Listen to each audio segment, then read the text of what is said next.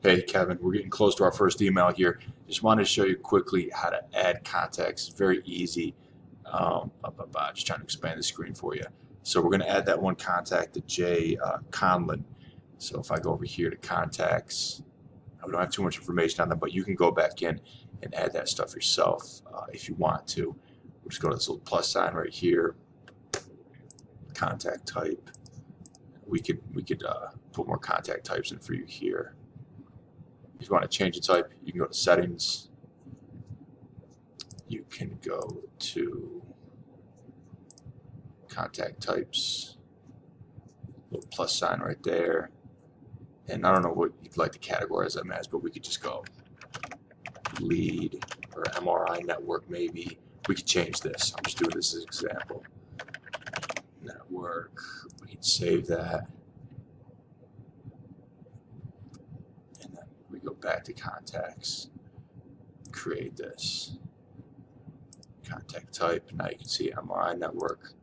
First name, we don't know the first name of this individual, so we'll go J, and then again, you can come back here and edit it at any time. Looks like the last name is Conlon. Looks like their company is IoT Global Providers.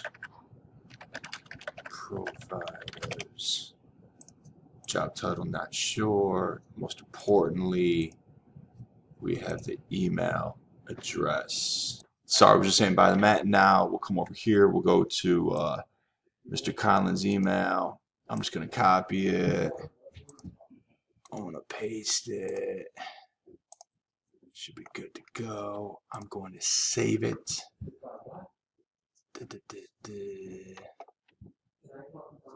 All we'll do is just add it to the group so they get on your email. So we go groups,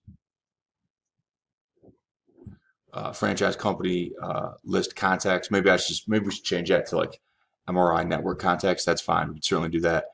But we're going to add them right here. Nobody will see this, by the way. This is just internal use. We're going to save it.